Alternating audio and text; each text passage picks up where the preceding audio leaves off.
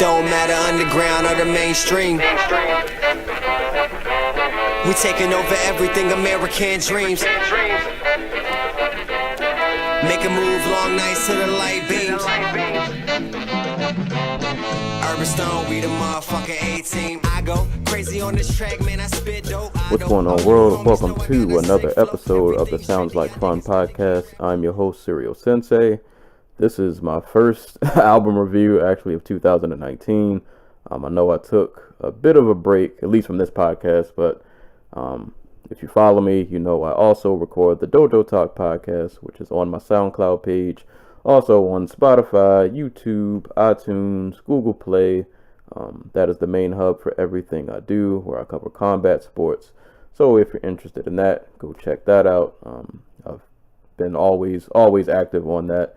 And the Sounds Like Fun podcast goes on that same page, so you'll find it all under one nice little place where you can go check out pretty much everything that I do over there. But yeah, it's been a little minute since I've done an album review. To be honest, I just wanted to take a break, man. 2018 in terms of music was really hectic. There was a new album like every week, every day. It was a lot to try and keep up with. So yeah, this year, man, I just kind of took it easy. I actually took some time to go back and listen to albums from 2018 that I didn't get a chance to really check out. So yeah, man, I just kind of wanted to chill, just enjoy music for once and not really think about reviewing it. But I figured eventually, man, I gotta get back on the wagon, gotta get back to talking about music again. I've ingested a few new albums this year, so hopefully I'll get back on the ball with dropping these reviews, pretty regularly again. But yeah, other than that, man, just been chilling, listening to music. Still on my writing grind. Shameless plug, you can buy my book, The Oddball Chronicles, on Amazon for the very fair price of 99 cents. Or if you're a paperback person, you can donate $8.99 to the cause. Feed a starving author. I would greatly appreciate it. But that's pretty much all I've been up to. Oh, and real quick before I start, follow me on Twitch at Serial Sensei. Been pretty active on there lately. I normally stream on weekends, normally Sundays, sometimes Saturdays if I get the chance. But yeah, I've been active on there too. So follow me on Twitch. But yeah. So as for this episode of Sounds Like Fun, I will be reviewing the album from Boogie entitled Everything's for Sale. So Boogie is an artist from Compton, California. He's one of the newest signees to Shady Records. To be honest, other than that, I don't know much about Boogie. He has a few other projects out, one called Thirst 48, one called The Reach, and Thirst 48 Part 2. I know Boogie from his feature on Royce's album, Book of Ryan, on the song Dumb. He had actually a really, really dope verse, probably one of the better verses on the project as a whole. So just off the strength of that, I wanted to check him out, see what kind of artist he was. Wasn't really too familiar with any of his music. I listened to a couple of songs off of his old projects. Didn't listen to them as a whole. They were cool, not anything too crazy, but he was signed to Shady. I liked his verse on Royce's project, and the songs I heard, they weren't bad, not great, but they were decent enough. So I figured, let me give this guy a listen and see what's see what's going on, see what Shady Records is up to, signing these new artists that they got. So, yeah, I guess I'll just jump right into this project, because like I said, I don't really have much backstory on him, because I was not too familiar with his music. But Everything for Sale, real quick, production shout outs, and I'm probably going to butcher a lot of these names, but we got Keyel, spelled Keyel, I might have said that wrong, Mark Raggio, Ron Feinberg, C. Ballin, James Teague, Dart, Sean Matsukawa, Nabeyen, Nabeyen, might have said that wrong too, Fresh Air, S1, Street Runner, Tariq Azuz, Mario Luciano, Ashton McCrate, and Chris McCleany. So those are all the production credits I found. So shout outs to those gentlemen who handled production on this album. The sound of this project, man. Really, really moody. Very. I wasn't sure what I was gonna get walking into this, but I didn't expect this to be as really moody as it was. Like this production all throughout, minus a few tracks, it's really laid back. It puts you in a really like reflective kind of vibe. Not something you really like rock out to in your car. Maybe more so you listen to this on like a late night drive when you kind of just really chilling. Or you might listen to this kind of just around the house. Just kind of vibe out. Or maybe even in your headphones and you're kind of in a mellow mood and you just want to vibe out. And it keeps that tone pretty much throughout the entire project, with the exception of Self-Destruction, Rainy Days, and Soho. Like the rest of this album is really, really, it has this really somber like tone throughout, and it doesn't really let up. And I feel like it helps and it kind of hinders the project at the same time, because it helps in terms of, if that was what he was going for, then he nailed it. And I'm pretty sure that's what he was going for, because a lot of the moodiness of the production definitely matches the content of the album. So in that way, it's a really big help, because it complements the content of the album perfectly. But it's a hindrance, because I feel like this is one of those albums that you really have to be in a certain mood to like want to listen to this. Like I don't think this is an album that you wake up like, yo, I gotta listen to that Boogie album. Like you just, if you're in a certain mood, you're in a certain vibe that day, maybe you throw this on and you just kind of vibe out. But I don't envision this being like an everyday, I gotta put this on, I gotta listen to this. Like, you gotta be in a certain mood, I think, to really wanna vibe out to this album. So that's pretty much it production wise. Like nothing production wise really stood out. There weren't any beats I heard that were like, yo, that beat is crazy. Like I said, it's real, very mellow, very moody. It kind of keeps that somber vibe pretty much all throughout. So that's pretty much all I got to say on the production tip. But in terms of the content, like I said, that moody production matches the content perfectly.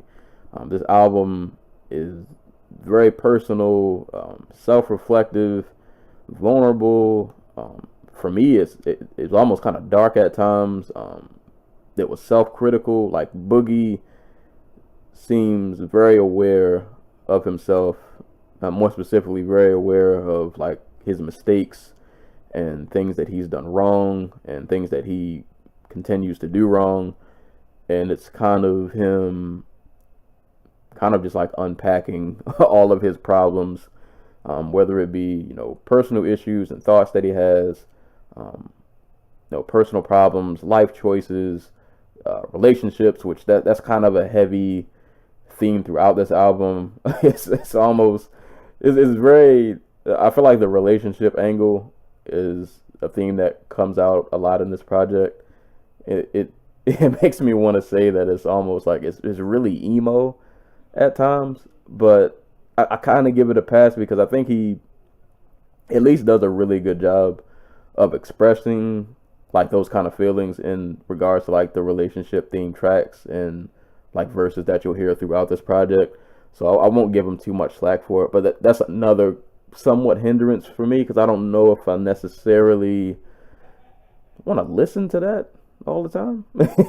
But it is what it is. But he does a really good job, I think, of being vulnerable, being very honest and self-reflective about himself and about his situations that he's been in regards to relationships or pretty much just life in general.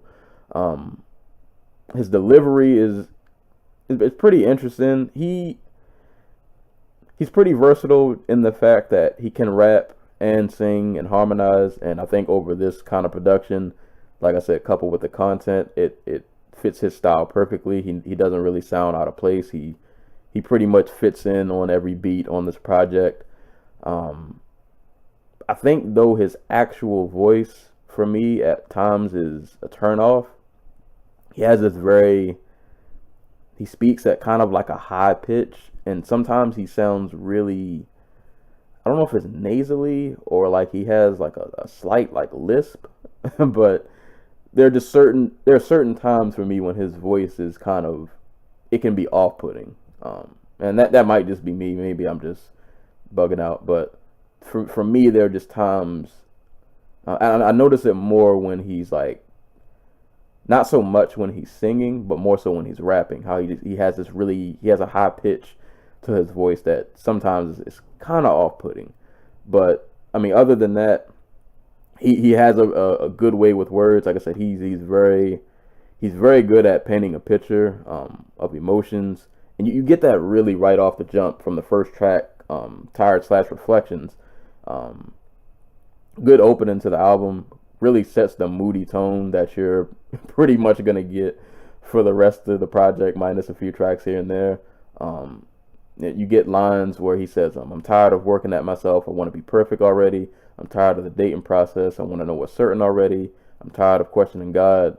I'm tired of questioning if God is real. I want to get murdered already." And then it kind of cuts.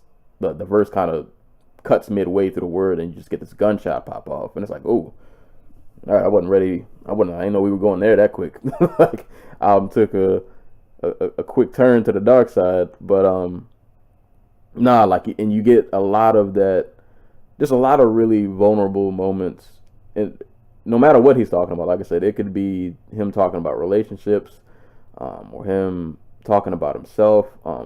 One moment on here for me, like lyrically, that stood out was on the track "Whose Fault," which is one of the more relationship theme tracks where him and his girl are going back and forth, and he's, rapping the other's perspective of someone who's dealing with somebody. They're going through a breakup, but they got a kid together, so they still have to communicate, and they're trying to do their best to be there for the kid, even though they don't really have it all together. But I thought he did a good job, something I don't really see a lot of other artists do, as to where he didn't fully put the blame on her, and he took ownership of some of the things that he did that were maybe out of line, out of pocket. Specifically on that track, the line where he says, "We in darkness, but we addicted to it. You say my son got a game, and I need to get him to it. Though I miss him, I say shit, I ain't finna do it, cause I'm too pissed. I say no, bitch, tell your new nigga do it." And then he says another stereotype that I couldn't prove wrong. Cool with doing me, but not just gonna let you move on. I'm paraphrasing. I messed some of that up, but I like that the last two lines. Another stereotype that I couldn't prove wrong.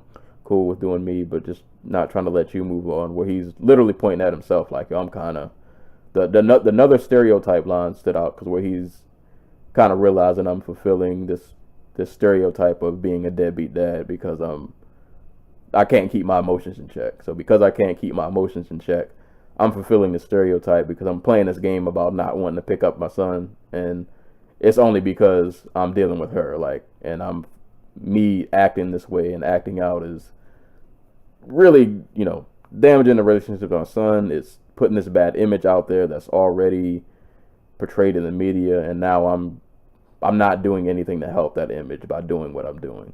So it's moments like that throughout this album that I think are really dope. The Soho track with Jid is pretty cool. Like I said, that's one of the more upbeat tracks on the album.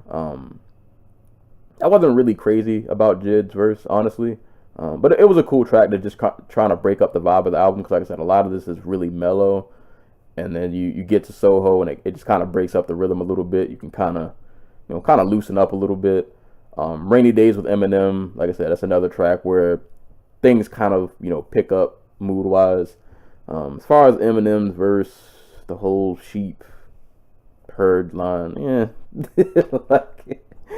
I wasn't crazy about the verse. I don't think it's as terrible as people make it out to be. I've seen a lot of people roasting it. I don't think it's terrible. Not the best M verse, but it is what it is. But I appreciated the track just for kind of breaking up the like I said, the really somber mood of this album. It only stands at 13 tracks, so it is a pretty quick listen. And I don't have a ton to really go into super depth about this album. Like I feel like it's pretty straightforward when you get to it. You, like I said, you just get a lot of honesty, a lot of vulnerability. Whether Boogie singing or rapping, he sounds pretty good.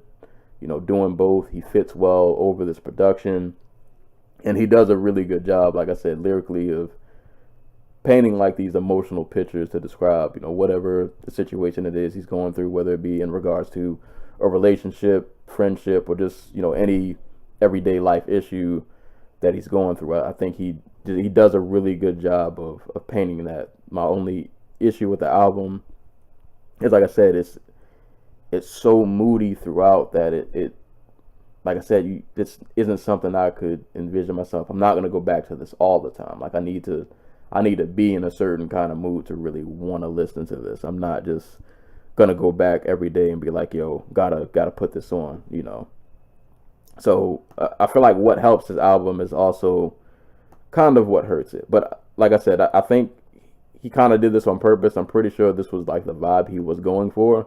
And if that's the case, I mean, it was pretty consistent throughout. So I would say he nailed it. It's just depending on you and your taste, this might not be something you put on constantly.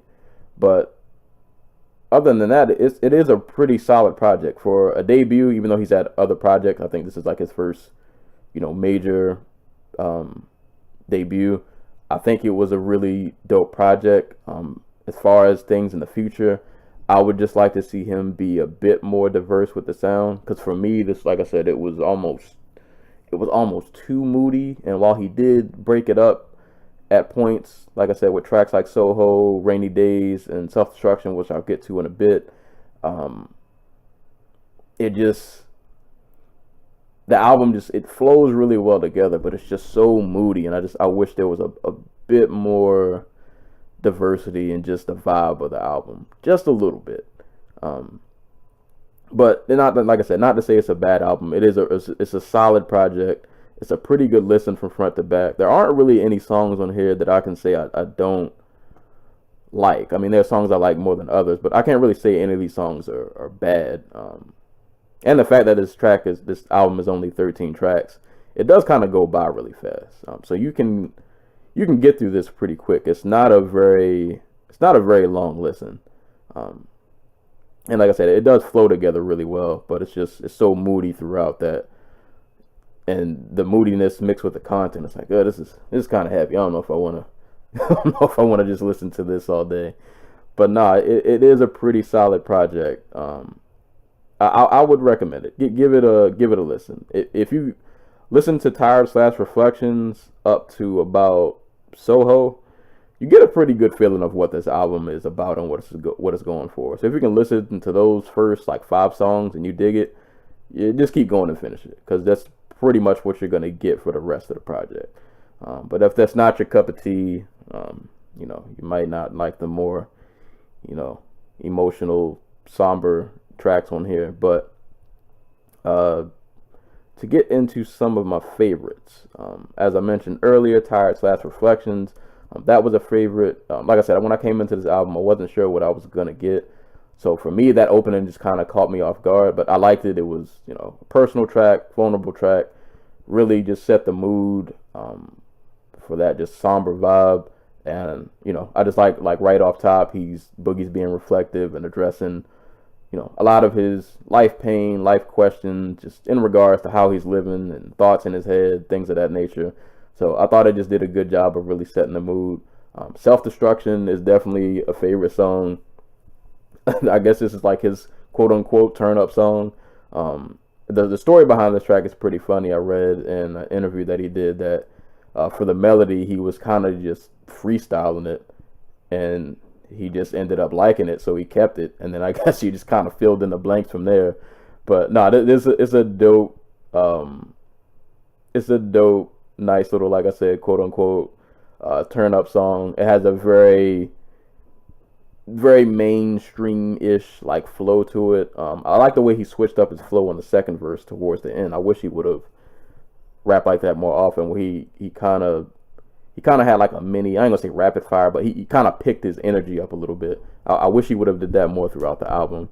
But no, Self-Destruction is that might be one of the few songs on this album that you can kind of like bump in your car, and not like get sad about.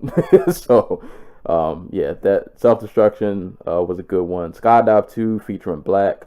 I like that song. I love that instrumental with that acoustic guitar. It's really airy. I like the airy vocals and the singing, and I think Black really just kind of fit that song perfectly. I think that was a really good fit for him. Really, a nice track to just kind of like vibe out to.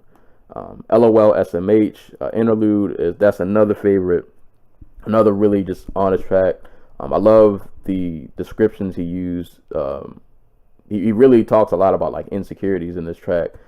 Specifically, he's talks about a lot like he's wondering why his girl won't leave him, even though he showed like pretty much how terrible of a person he thinks he is, how less than perfect that he is, but she's still with him, and he's kind of just like wondering like, why are you still with me? I just like that angle, the approach he took topic wise on that song. So I thought LOL SMH was really dope, and I like the beat switch also that he did like halfway through the track, and the beat kind of switches up, but it's still, even the second beat still fits like the vibe of the track.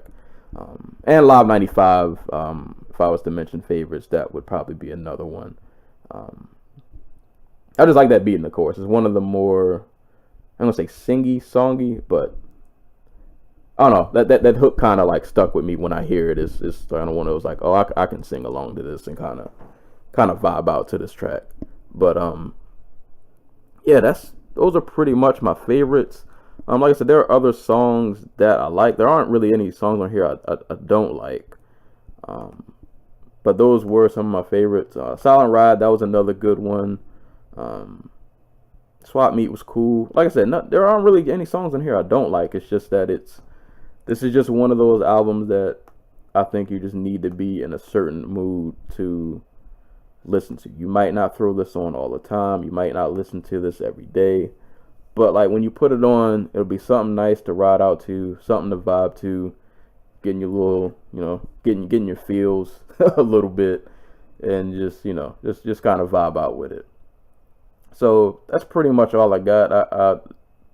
If I keep going, I'd pretty much just be talking in circles. But Boogie's Everything's for Sale. It's a solid album. Give it a listen. Get your nice your feel of emotional raps and singing, vulnerability.